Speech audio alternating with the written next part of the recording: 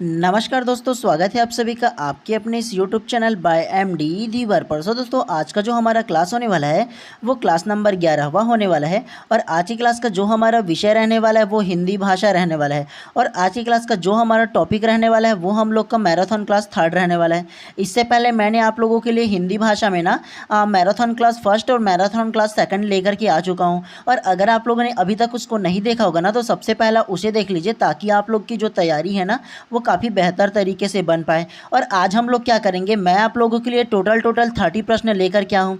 तो आप लोग को क्या करना है, यही आप लोगों का टेस्ट सीरीज़ है और इसे ही टेस्ट सीरीज़ मान करके आप लोगों को ना मेरे आंसर देने से पहले आप लोगों को आंसर देना है। और क्या करना है, आप लोग को पता करना है कि आप लोगों की कितनी तैयारी हुई है। मतलब यह है कि इस 30 नंबरों में और 30 प्रश्नों में आप लोग का कितना प्रश्न और कितना नंबर सही हो रहा है, कम से कम आप मुझे बताइएगा। मुझे नहीं बताओगे तो चलेगा, लेकिन कम से कम आप अपनी तैयारी को तो गेस कीजिए कि आप लोग कितना तैयारी कर चुके हो। और आज का जो हमारा टॉपिक रहेगा ना पढ़ने में, वो हम लोग आज जानेंगे शब्द रचना के बारे में। शब्द रचना के अंतर्गत उपसर्ग, प्रत्यय, व्याकरणिक जो अशुद्धियाँ, मतलब कुछ आप लोग को शब्द दिए जाएंगे, उसमें कौन सा अशुद्ध है कौन सा शुद्ध है आप लोगों को ये बताना है, ताकि आप लोग का जो शब्द रचना का जो टॉपिक है ना वो बढ़िया से कवर हो। इसलिए मैं ना आप लोगों के लिए ना टोटल 30 प्रश्न लेकर के आया हूँ।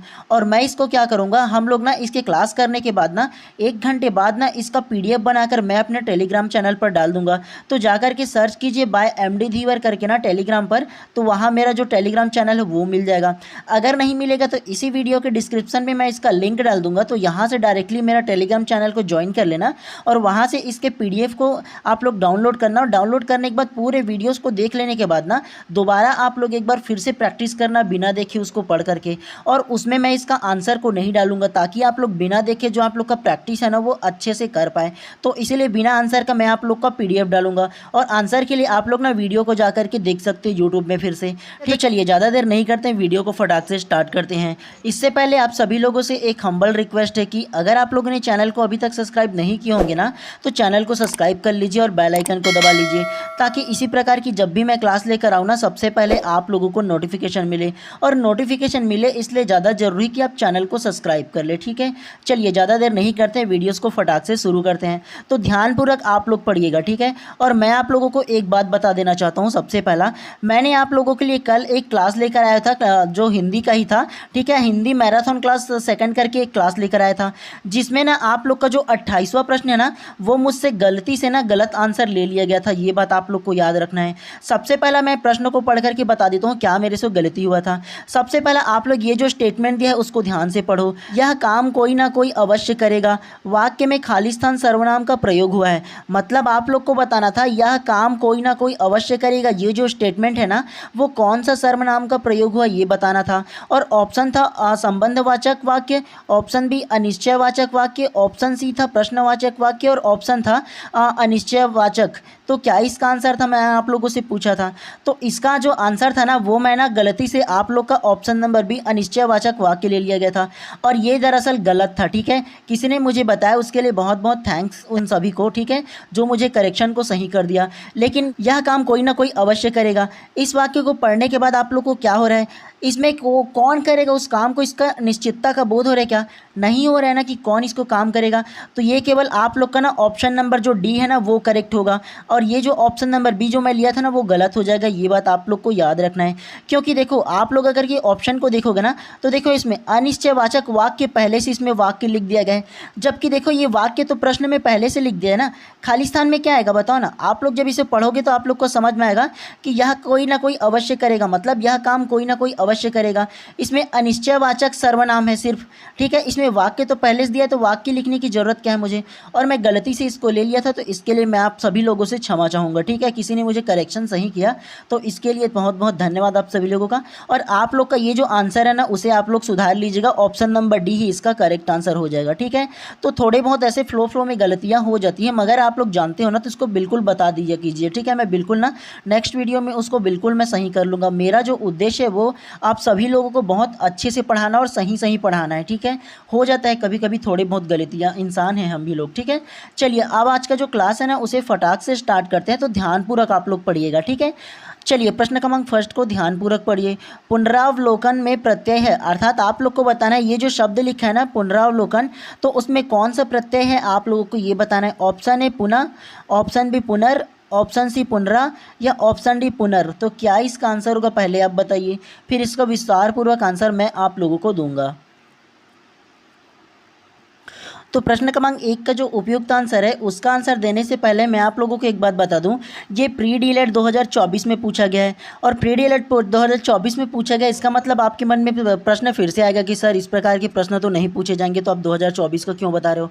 तो सबसे पहले मैं आप लोगों को बता दूँ, ये 2024 का जो क्वेश्चन है ना, उसे लाने का मेरा वजह यह है कि अगर आप लोग प्रश्न क्रमांक 1 को ध्यानपूर्वक देखोगे ना, तो इस प्रश्न में त्रुटि है। कैसे त्रुटि, तो ध्यानपूर्वक देखो, पुनरावलोकन में प्रत्यय पूछा है और ऑप्शन में क्या दे दिया गया है, ऑप्शन में आप लोगों का उपसर्ग का उदाहरण दे दिया है चारों को, और आप लोग से पूछा गया है प्रत्यय को। ध्यानपूर्वक देखो ना जीता, आप लोग के समझ में आएगा। पूछा है पुनरावलोकन में प्रत्यय है, तो पुनरावलोकन में प्रत्यय है तो प्रत्यय को देना चाहिए ना जी। ये चारों जो ऑप्शन है वो आप लोग का उपसर्ग का उदाहरण है, चारों के चारों ध्यानपूर्वक से देखो तो आप लोग को समझ में आएगा। इस सिचुएशन में आप लोगों को क्या करना है, आप लोगों को इसमें से कोई ना कोई जो आंसर है, मतलब इसको मान के सकते हो, अगर प्रिंट मिस्टेक होगा ये मान सकते हो। यहाँ पर मान लो आप लोग कि यहाँ पर ना जो प्रत्यय है उसके स्थान पर उपसर्ग मान लो आप, मान करके उपसर्ग कौन सा हो गया इसमें, जब उपसर्ग का उदाहरण दिया। तो आप लोग अगर कि गलत प्रश्न टाइप से तो उसको ब्लैंक नहीं छोड़ना है, इसलिए मैं इस प्रश्न को आप लोगों के लिए लेकर के आया हूँ, है ना। तो आप लोग को यही समझना है। तो आप लोग ये बताइए कि इसमें जो प्रत्यय लिखा है उसको छोड़ करके जो उपसर्ग लिखा है, मान लो उपसर्ग लिखा जाएगा, तो उपसर्ग के उदाहरण में करेक्ट उदाहरण कौन सा होंगे, तो आप लोग को पता चलेगा कि ये जो पुनरावलोकन है ना, उसका जो उपसर्ग होगा वो आप लोगों का ऑप्शन नंबर डी पुनर जो है ना वो करेक्ट हो जाएगा उपसर्ग में, ठीक है। हालांकि इसमें प्रत्यय लिखा है लेकिन ऑप्शन के अनुसार आप लोगों को लेना है, ठीक है।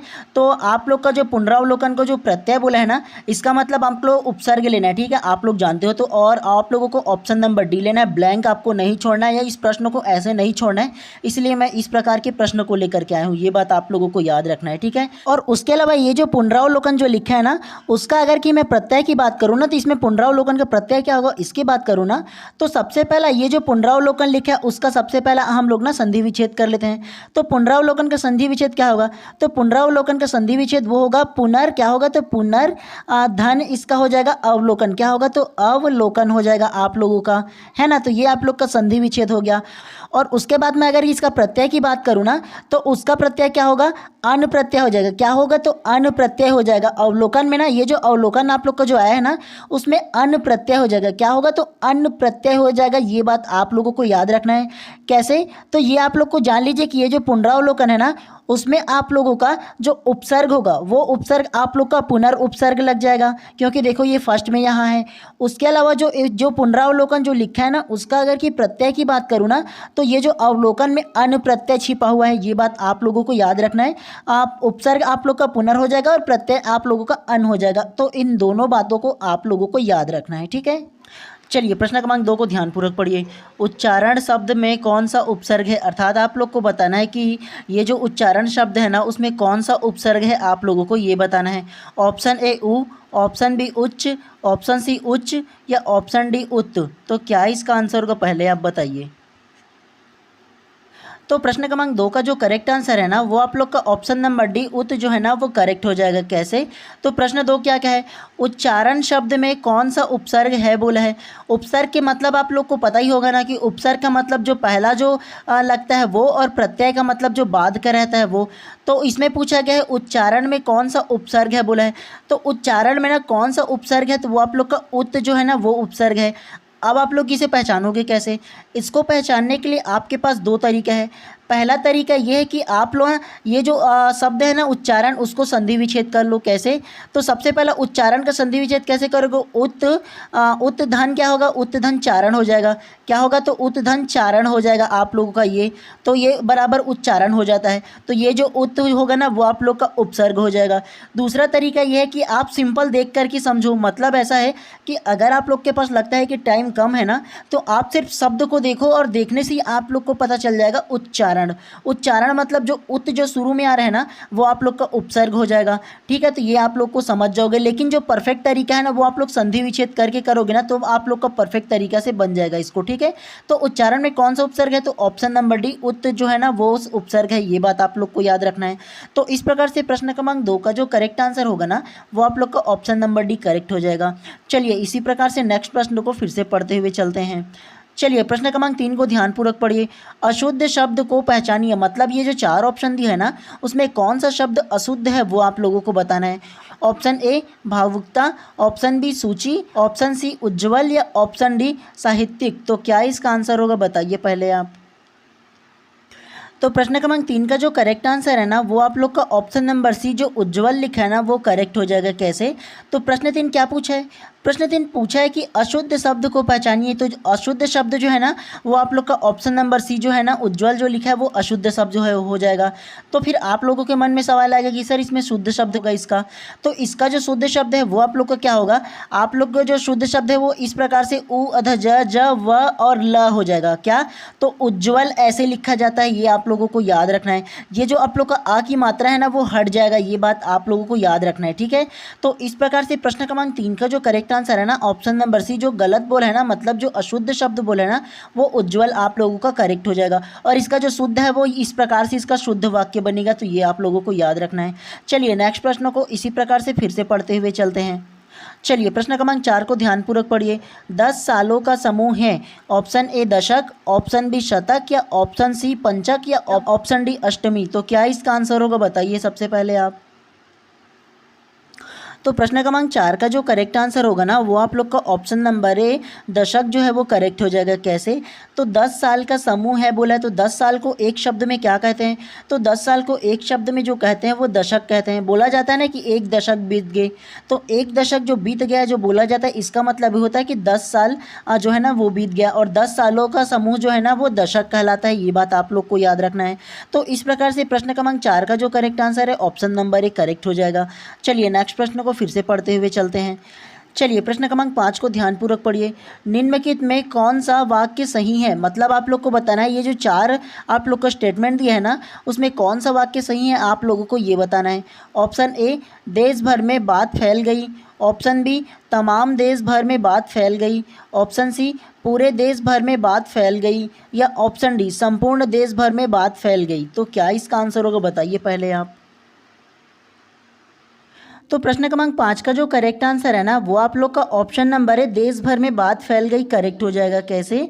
तो सबसे पहला प्रश्न क्रमांक 5 को पढ़िए। निम्नलिखित में से कौन सा वाक्य सही है बोला है, मतलब सही जो वाक्य है उसे आप लोग को बताना था। तो केवल ऑप्शन नंबर है देश भर में बात फैल गई जो है ना वो करेक्ट हो जाएगा। और बाकी कैसे गलत होगा ये देख लो। ऑप्शन बी को देखो, तमाम देश भर में बात फैल गई, तो तमाम लिखने की ज़रूरत ही क्या है, ये सिर्फ देश बोलोगे तो वो तो समझ में आ जाएगा। उसी प्रकार से ऑप्शन सी को देखो, ये में इसमें भी पूरे देश भर में लिख दिया गया है, तो पूरे की ज़रूरत नहीं है। उसके अलावा ऑप्शन डी को देखो, संपूर्ण देश भर में बात फैल गई बोले, तो संपूर्ण भी लिखने की क्या ज़रूरत है, सिर्फ देश भर में बात फैल गई बोलोगे ना तभी उसका शुद्ध वाक्य हो जाएगा। एक्स्ट्रा वाक्य इसमें लिखने की आवश्यकता ही नहीं है। तो इस प्रकार से प्रश्न क्रमांक 5 का जो करेक्ट आंसर होगा ऑप्शन नंबर ए करेक्ट हो जाएगा। चलिए इसी प्रकार से नेक्स्ट प्रश्न को फिर से पढ़ते हुए चलते हैं, तो ध्यानपूर्वक इसको भी पढ़िएगा आप लोग। चलिए प्रश्न क्रमांक 6 को ध्यान से पढ़िए। निम्नलिखित में से कौन सा शब्द शुद्ध है? ऑप्शन ए निःजीव, ऑप्शन बी निर्जीव, ऑप्शन सी निर्जीव या ऑप्शन डी निर्जीव। तो क्या इसका आंसर होगा बताइए। पढ़ने में सेम है, लेकिन इसके वर्तनी को देखो, इसके मात्रा को देखोगे ना तो आप लोग को डिफरेंस नजर आएगा। तो क्या इसका आंसर होगा पहले आप बताइए।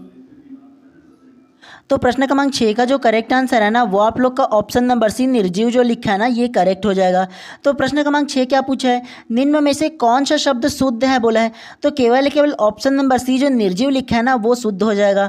बाकी सब ऑप्शन ए को देखो गलत हो जाएगा, ऑप्शन बी भी ये निर्जीव लिखा है ये भी गलत हो जाएगा, और ऑप्शन नंबर डी जो है ना वो देखो छोटी एक मात्रा है जी में, तो ये भी गलत हो जाएगा। तो इस प्रकार से प्रश्न क्रमांक 6 का जो करेक्ट आंसर होगा ऑप्शन नंबर सी जो निर्जीव लिखा है ना वो करेक्ट हो जाएगा। चलिए इसी प्रकार से नेक्स्ट प्रश्न को फिर से पढ़ते हुए चलते हैं।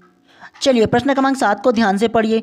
कौन सा शब्द शुद्ध है? तो आप लोगों को बताना है इन चारों ऑप्शन में से कौन सा शुद्ध शब्द है, आप लोगों को ये बताना है। ऑप्शन ए को पढ़ो, ऑप्शन बी, ऑप्शन सी या ऑप्शन डी।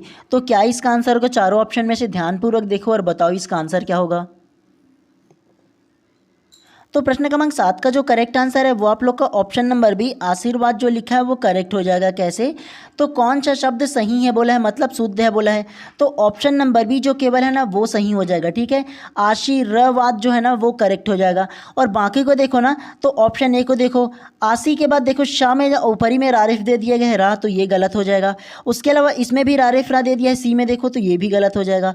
उसके अलावा ऑप्शन नंबर डी को देखो, इसमें जो मात्रा दे दिया है देखो सबसे पहले छोटी की मात्रा दे दिया जबकि बड़ी की मात्रा होना चाहिए था।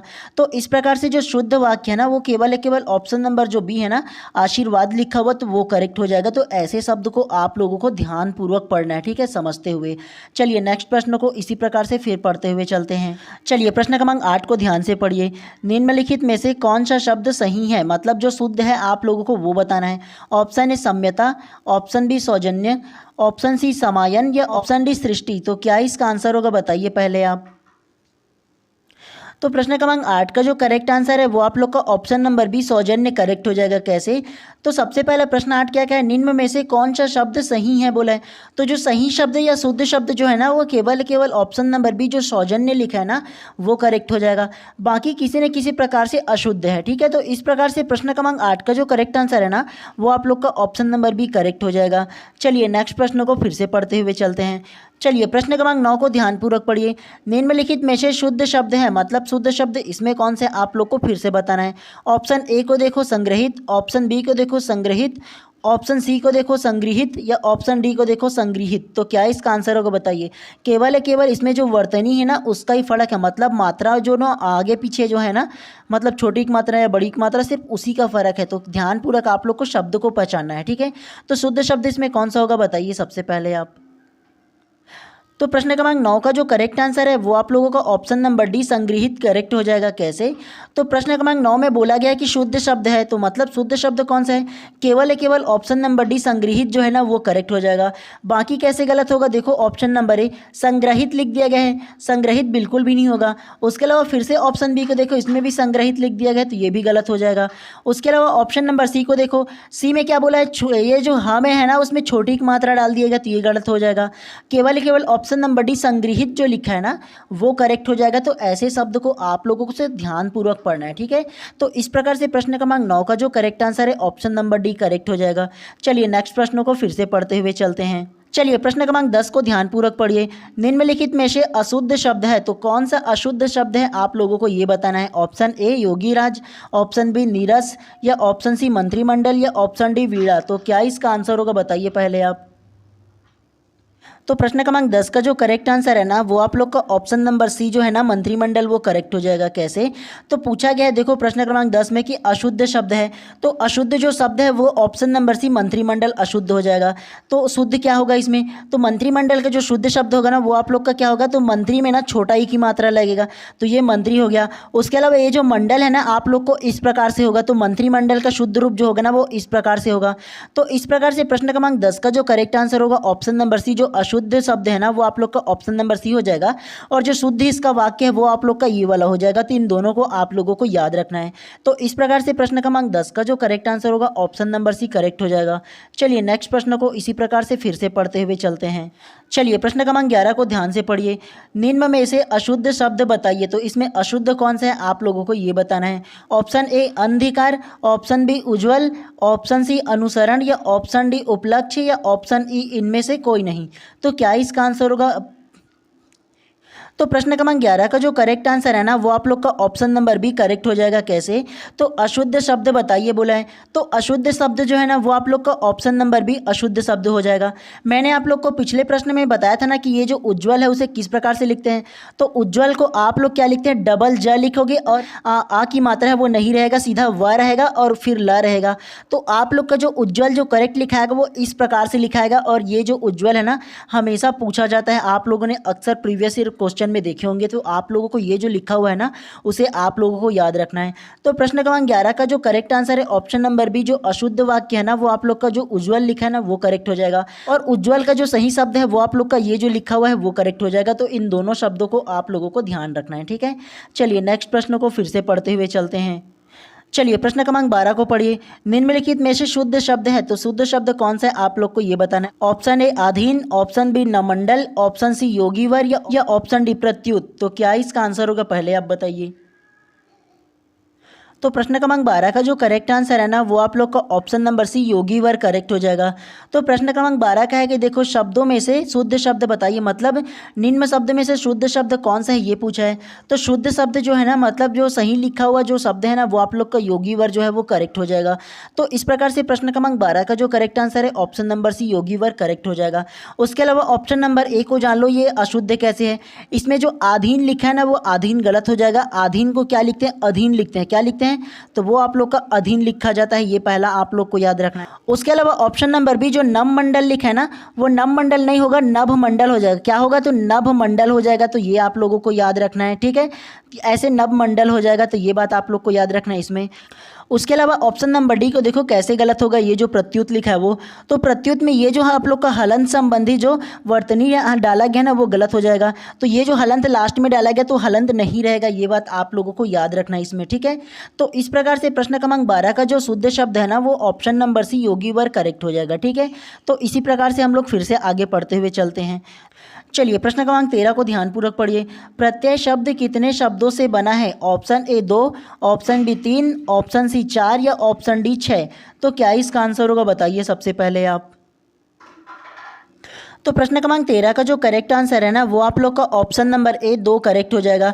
तो ये जो प्रत्यय शब्द है उसमें कितने शब्द से मिलकर बना है, तो ये जो प्रत्यय शब्द है वो 2 शब्दों से मिलकर के बना है। तो आप लोगों को किस प्रकार से इसे पहचानना है, तो सबसे पहले ये जो प्रत्यय शब्द है ना उसे संधि विच्छेद करो आप लोग। तो संधि विच्छेद करो तो क्या आएगा, तो सबसे पहला ये जो प्रति उसके बाद धन अय हो जाएगा। क्या होगा, तो प्रति धन अय हो जाएगा। अर्थात करोगे ना तो इसमें प्रत्यय हो जाएगा दोनों को मिला करके।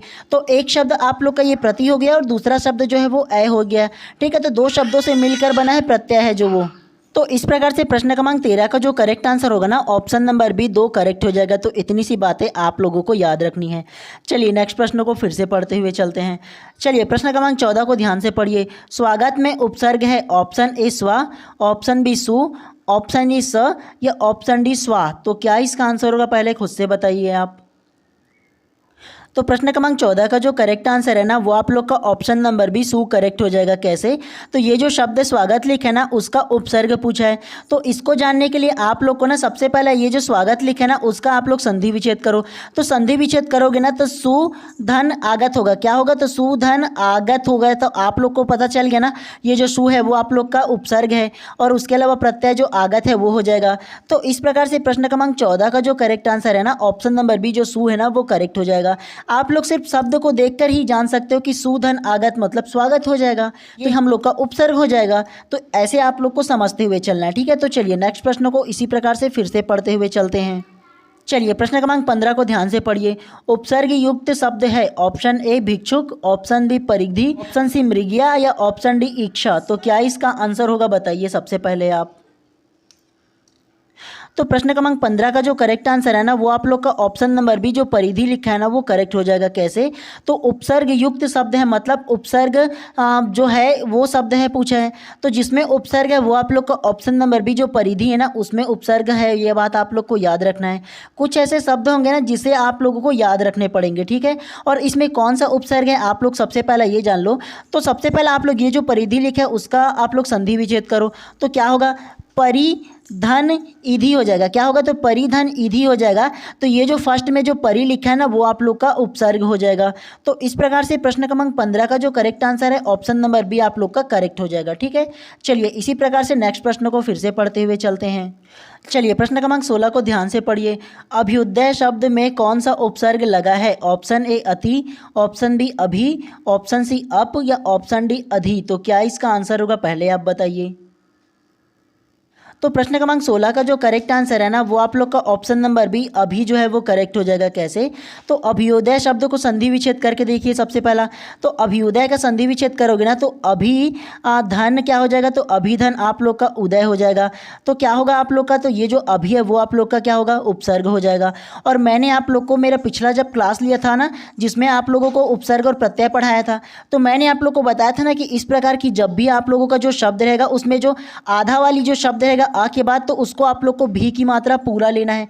आप लोगों को मैंने बताया था, और अगर आप लोगों ने नहीं देखा होगा ना तो उसको जा कर के देख लीजिए। तो आप लोग का जो उपसर्ग और प्रत्यय संबंधी जो आप लोग का जो टॉपिक है ना, वो बहुत आसानी से आप लोग का क्लियर हो जाएगा। ठीक है, तो इस प्रकार से प्रश्न क्रमांक 16 का जो करेक्ट आंसर है ना, वो आप लोग का ऑप्शन नंबर बी जो अभी लिखा है वो करेक्ट हो जाएगा। तो इतनी सी बातें आप लोगों को याद रखनी है। चलिए नेक्स्ट प्रश्न को फिर से हम लोग ध्यानपूर्वक पढ़ते हुए चलते हैं। चलिए प्रश्न क्रमांक 17 को पढ़िए।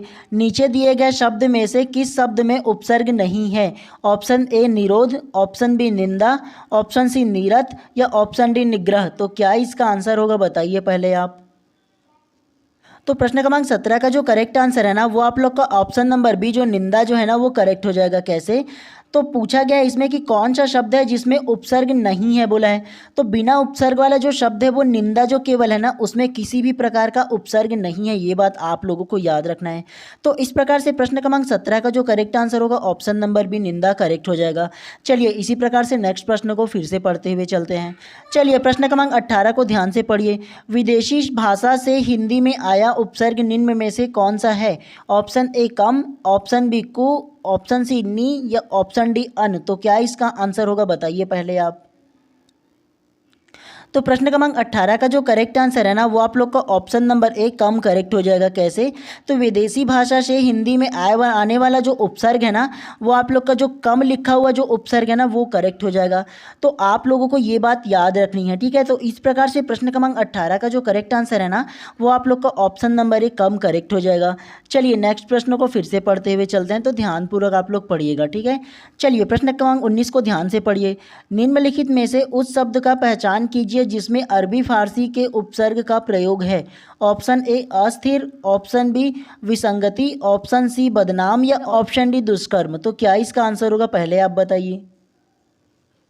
तो प्रश्न क्रमांक 19 का जो करेक्ट आंसर है वो आप लोगों का ऑप्शन नंबर डी दुष्कर्म जो है वो करेक्ट हो जाएगा। कैसे? तो निम्न में से उस शब्द का पहचान कीजिए बोला है जिसमें अरबी फारसी का उपसर्ग का प्रयोग हुआ है। तो ये जो दुष्कर्म जो है ना, उसमें अरबी फारसी जो उपसर्ग है उसका प्रयोग हुआ है। ये बात आप लोगों को याद रखना है। तो इस प्रकार से प्रश्न क्रमांक 19 का जो करेक्ट आंसर है वो आप लोग का ऑप्शन नंबर डी करेक्ट हो जाएगा। तो सबसे पहले आप लोग ये जान लीजिए कि ये जो दुष्कर्म है ना, उसमें कौन सा उपसर्ग है। तो ये जो दुष्कर्म है उसमें ना दुष् जो है ना, वो आप लोग का उपसर्ग है। क्या है? तो दुष् जो है ना, वो उपसर्ग है। ये बात आप लोगों को याद रखनी है। और ये जो दुष् जो शब्द है ना, वो आप लोग का अरबी फारसी का उपसर्ग है। ये बात आप लोगों को याद रखना है।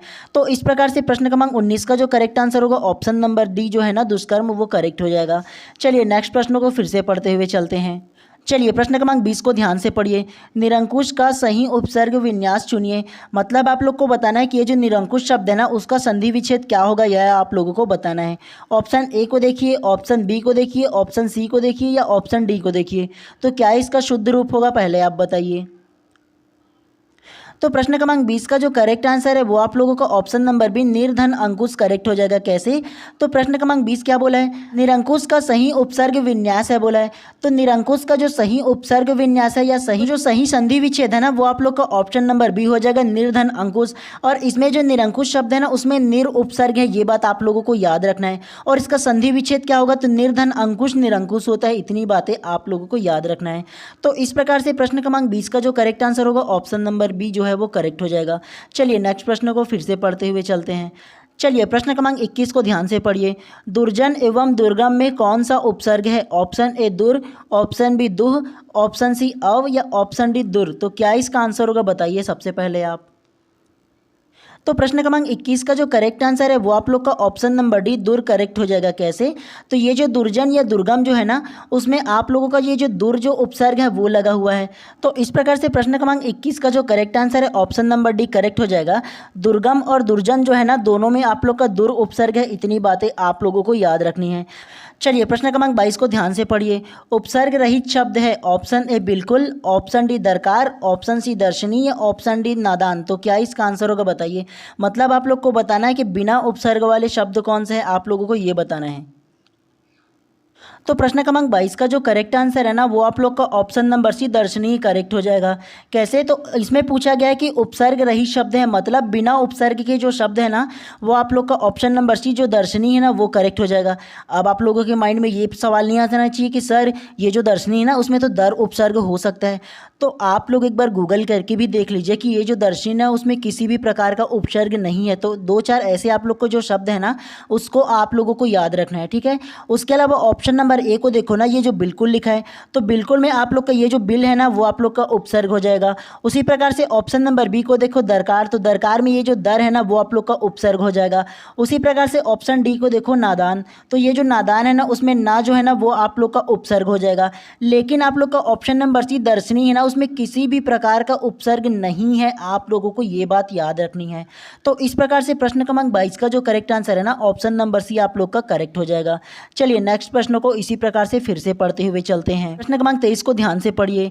आगमन में कौन सा उपसर्ग है? ऑप्शन ए न, ऑप्शन बी गम, या ऑप्शन सी मन, या ऑप्शन डी आ। तो क्या इसका आंसर होगा बताइए पहले आप। तो प्रश्न क्रमांक 23 का जो करेक्ट आंसर है ना वो आप लोग का ऑप्शन नंबर डी आ करेक्ट हो जाएगा। कैसे? तो ये जो आगमन शब्द है ना उसमें कौन सा उपसर्ग है बोला है, तो ये तो आप लोग के लिए बहुत ज़्यादा सरल हो गया। आगमन जो है अगर उसका संधि विच्छेद करोगे तो क्या होगा? आ धन गमन हो जाएगा। क्या होगा? तो आ धन गमन आप लोग का हो जाएगा बराबर आगमन हो जाता है। तो ये जो आ है वो आप लोग का उपसर्ग हो जाएगा, ठीक है। तो इस प्रकार से प्रश्न क्रमांक 23 का जो करेक्ट आंसर है ना वो आप लोग का ऑप्शन नंबर डी जो आ है ना वो आप लोग का उपसर्ग हो जाएगा, ठीक है। तो चलिए इसी प्रकार से नेक्स्ट प्रश्न को फिर से पढ़ते हुए चलते हैं। चलिए प्रश्न क्रमांक 24 को ध्यानपूर्वक पढ़िए। निम्नलिखित में से कौन सा शब्द अ उपसर्ग युक्त है? ऑप्शन ए अचेत, ऑप्शन बी अथाह, ऑप्शन सी अबेर, या ऑप्शन डी उपयुक्त सभी। तो क्या इसका आंसर होगा बताइए। तो प्रश्न क्रमांक 24 का जो करेक्ट आंसर है वो आप लोग का ऑप्शन नंबर डी करेक्ट हो जाएगा, उपयुक्त सभी। मुझे पता है कि आप सभी लोगों ने ना उपयुक्त सभी को लिए होंगे। कैसे? तो आप लोगों ने देखा होगा चारों ऑप्शन को। जैसे ऑप्शन है अचेत, तो अचेत लिखा है तो इसमें अ पहले है, इसका मतलब फिर अ उपसर्ग होगा। उसके अलावा देखो ऑप्शन भी अथाह, अथाह में भी आप लोग को समझ में आ गया होगा कि अ जो है वो उपसर्ग हो जाएगा। उसी प्रकार के ऑप्शन सी अबेर, अबेर में भी आप लोग को समझ में आ गया होगा कि ये जो अबेर है उसमें अ जो है वो उसका उपसर्ग हो जाएगा। और प्रश्न में भी पूछा है कि अ उपसर्ग युक्त है, तो मतलब अ उपसर्ग वाला शब्द है, तो आप लोग का जो तीनों है वो हो जाएगा। तो इस प्रकार से प्रश्न क्रमांक 24 का जो करेक्ट आंसर है ना वो आप लोग का ऑप्शन नंबर डी उपयुक्त सभी करेक्ट हो जाएगा। तो इसी प्रकार से फिर से पढ़ते हुए चलते हैं हम लोग। चलिए प्रश्न क्रमांक 25 को ध्यानपूर्वक पढ़िए। अभी उपसर्ग किस भाषा का है? Option A Hindi, option B Sanskrit, option C अरबी, या ऑप्शन डी फारसी। तो क्या इसका आंसर होगा बताइए पहले आप। तो प्रश्न क्रमांक 25 का जो करेक्ट आंसर है ना वो आप लोग का ऑप्शन नंबर बी संस्कृत भाषा करेक्ट हो जाएगा। कैसे? तो ये जो आप लोग का अभी जो उपसर्ग है ना वो आप लोग का संस्कृत भाषा का उपसर्ग है, ये बात आप लोगों को याद रखनी है। तो इस प्रकार से प्रश्न क्रमांक 25 का जो करेक्ट आंसर होगा ऑप्शन नंबर बी करेक्ट हो जाएगा। चलिए नेक्स्ट प्रश्न को इसी प्रकार से फिर से पढ़ते हुए चलते हैं। चलिए प्रश्न क्रमांक 26 को ध्यान से पढ़िए। अध्यात्मक शब्द में किस प्रकार की अशुद्धि है? ऑप्शन ए संधि संबंधी, ऑप्शन बी समास संबंधी, ऑप्शन सी प्रत्यय संबंधी, या ऑप्शन डी वर्ण संबंधी। तो क्या इसका आंसर होगा बताइए सबसे पहले आप। तो प्रश्न क्रमांक 26 का जो करेक्ट आंसर है वो आप लोग का ऑप्शन नंबर सी प्रत्यय संबंधी करेक्ट हो जाएगा। कैसे? तो ये आप लोग का जो शब्द है ना अध्यात्मक, तो अध्यात्मक शब्द में जो अशुद्धियाँ है ना वो आप लोग का प्रत्यय संबंधी अशुद्धि है। आप लोग सबसे पहले ध्यान से ये जो शब्द को पढ़ो अध्यात्मक, तो अध्यात्मक नहीं आध्यात्मिक होता है। अगर संधि विच्छेद भी करोगे तो क्या होगा इसका संधि विच्छेद? तो ये जो आध्यात्मिक जो शब्द होगा ना इसमें अध्यात्मक लिखा है, तो आध्यात्मिक जो शब्द होगा ना उसका संधि विच्छेद आप लोग का होगा, उसमें क्या होगा? तो क्या होगा? तो अध्यात्म हो जाएगा। क्या? अध्यात्म धन ईक हो जाएगा। क्या? तो अध्यात्म धन ईक हो जाएगा आप लोगों का इस प्रकार से। तो आध्यात्मिक का जो संधि विच्छेद जो होगा ना वो आप लोग का अध्यात्म धन ईक हो जाएगा। तो आप लोग जब देखोगे ये जो लास्ट में जो है ना वो आप लोग का प्रत्यय है, तो इसमें ई के संबंधी होगा ना, मतलब प्रत्यय संबंधी त्रुटि है ना, तो यहाँ पास ई की मात्रा आएगा ना, छोटी ई की मात्रा जो है वो, तो इस प्रकार से होगा ना जी अध्यात्म धन ईक मतलब आध्यात्मिक हो जाएगा। तो इस प्रकार से प्रश्न क्रमांक 26 का जो करेक्ट आंसर होगा ऑप्शन नंबर सी प्रत्यय संबंधी जो अशुद्धि है ना वो करेक्ट हो जाएगा। चलिए इसी प्रकार से नेक्स्ट प्रश्न को फिर से हम लोग पढ़ते हुए चलते हैं। चलिए प्रश्न क्रमांक 27 को ध्यानपूर्वक पढ़िए। ऐसे शब्दांश जो किसी शब्द से जुड़कर नया सार्थक शब्द बनते हैं। ऑप्शन ए मध्य अंत में जुड़कर, ऑप्शन बी मध्य में जुड़कर, ऑप्शन सी पहले जुड़कर, या ऑप्शन डी इनमें से कोई नहीं। तो क्या इसका आंसर होगा बताइए पहले आप। तो प्रश्न क्रमांक 27 का जो करेक्ट आंसर है ना वो आप लोग का ऑप्शन नंबर सी पहले जुड़कर करेक्ट हो जाएगा। कैसे? तो सबसे पहला प्रश्न क्रमांक 27 को ध्यानपूर्वक पढ़िए आप लोग। तो ध्यानपूर्वक पढ़ोगे तो आप लोगों को समझ में आएगा, ऐसे शब्दांश जो किसी शब्द से जुड़कर नया सार्थक शब्द बनते हैं बोला है। तो नया सार्थक शब्द कैसे बनेगा, चलिए मैं आप लोगों को एक एग्जाम्पल के थ्रू समझाने की कोशिश करता हूँ, ठीक है। तो चलिए मैं एक शब्द सबसे पहले लिख देता हूँ उचित। क्या लिख देता हूँ? तो सबसे पहला मैं एक शब्द लिख देता हूँ उचित। उचित का मतलब क्या होगा? सही हो जाएगा। अगर मैं इसके पहले एक शब्द लिख देता हूँ अ लिख देता हूँ तो आप लोग का क्या हो जाएगा? अनुचित। अनुचित मतलब उसका अपोजिट जस्ट बन गया।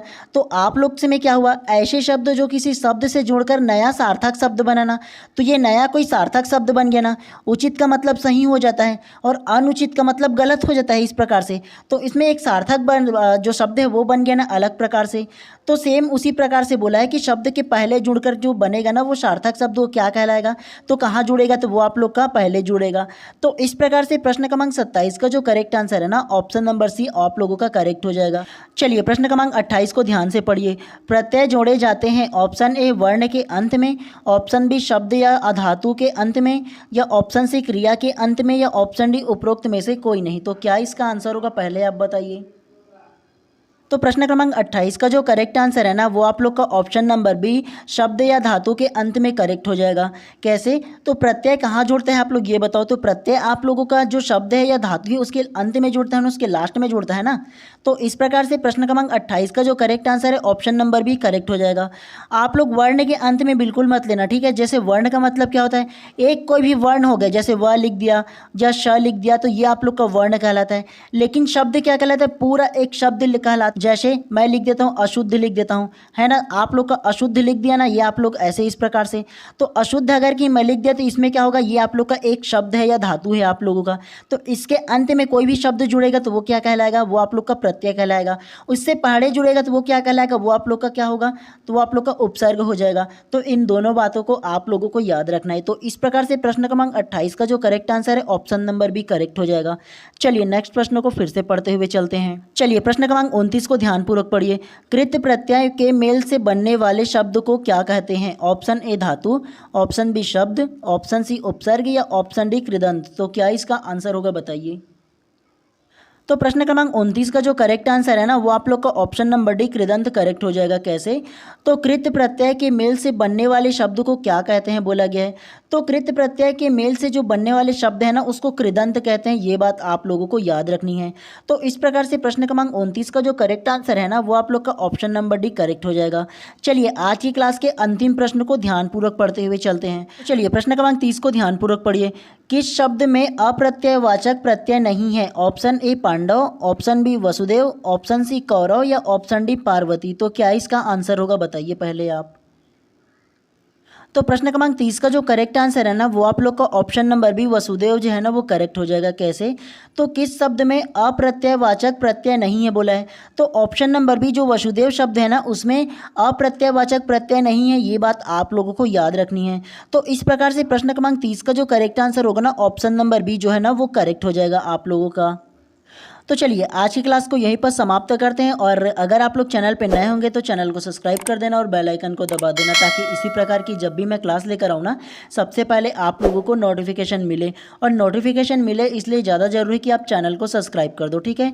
और इसका जो PDF है वो मैं अपने टेलीग्राम चैनल पर डाल दूंगा, तो बिल्कुल आप जाकर के विजिट कीजिए और वहाँ से आप लोग डाउनलोड कर लीजिएगा, ठीक है। चलिए मिलते हैं इसी प्रकार किसी नेक्स्ट क्लास में।